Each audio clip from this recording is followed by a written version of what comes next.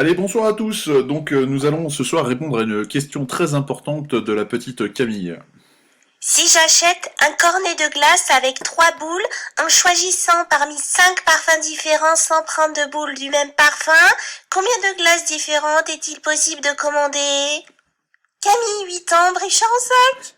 Alors, voilà, donc nous remercions Camille pour sa question, et nous allons essayer de désormais d'y répondre.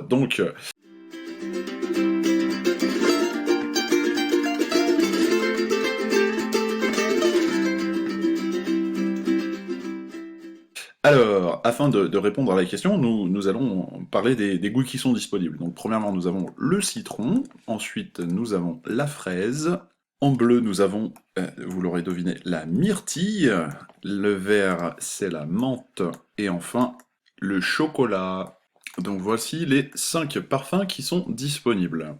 Alors, pour commencer, nous allons considérer que l'ordre des boules est important. L'ordre des parfums est important. C'est-à-dire que cette glace et cette glace sont des glaces différentes. Pour commencer, nous allons donc choisir, par exemple, le citron pour la première boule. Alors, il nous restera donc 4 goûts différents. Pour chacun de ces 4 goûts différents, nous allons avoir 3 goûts restants. Donc nous allons multiplier ces 4 cornets par 3, et donc terminer l'arrangement des goûts des parfums restants. Voilà. Donc nous avons, pour les glaces qui tout en bas ont du citron, nous avons 12 glaces différentes. Mais tout en bas, nous ne sommes pas obligés de mettre du citron, nous pouvons aussi mettre de la fraise, ou bien de la myrtille, ou bien de la menthe, et enfin peut-être du chocolat. D'accord?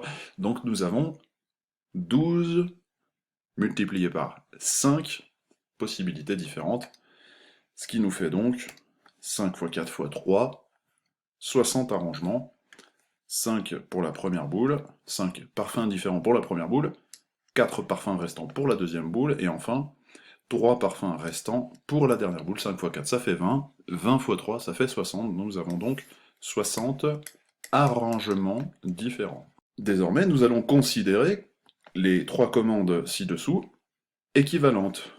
C'est-à-dire que cette commande et cette commande sont les mêmes. Alors pour cela, nous allons essayer de compter le nombre de façons de permuter les 3 boules en utilisant les 3 parfums suivants dans une seule glace. Alors, pour commencer, donc, nous avons 3 parfums, donc nous avons 3 boules en bas. Ensuite, il va nous rester donc 2 parfums restants. Donc nous allons multiplier par 2 ces 3 cornets. Ce qui nous fait donc 6 cornets. Et il nous restera pour les bleus, pour la myrtille, la fraise et le citron, pour la fraise, la myrtille et le citron, et enfin pour le citron, la fraise et la myrtille.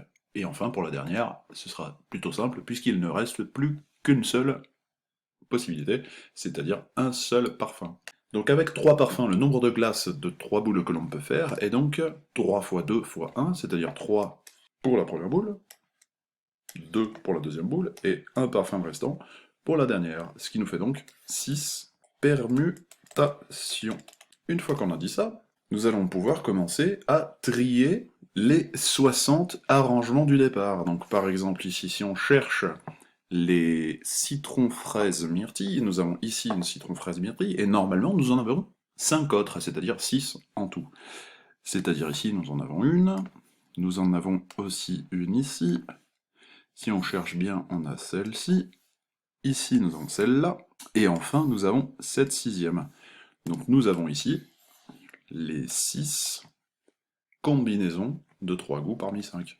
Et donc ici, donc là on a les 6, et puis si on fait ça pour tous, qu'est-ce qui se passe? Bah, finalement, vu qu'on avait 60 arrangements, et que pour chacun des arrangements nous pouvons permuter 6 fois, ben, nous allons avoir 60 divisé par 6 groupes. C'est-à-dire ici ça fait le premier groupe, c'est le citron chocolat menthe, et ensuite nous avons, etc., tous les groupes, c'est-à-dire les combinaisons. Donc la réponse à la question de Camille, 8 ans de Brive-Charensac, est donc, nous avons 5 x 4 x 3 arrangements possibles, divisé par 3 x 2 x 1, permutation, c'est-à-dire nous avons 10 combinaisons. C'est le nom exact que l'on utilise pour ce genre de questions. Alors, la question bonus, c'est si le glacier propose 49 parfums, et que Camille, qui est très gourmande, commande une glace à 6 boules. Combien y aurait-il eu d'arrangements possibles? Évidemment, nous aurons donc 49 parfums possibles pour la première boule du bas, multiplié par 48 parfums restants pour la boule du dessus, etc. Donc 1, 2, 3, 4, 5 et 6 boules en tout. Combien de façons y a-t-il de permuter les 6 boules dans une glace contenant 6 parfums?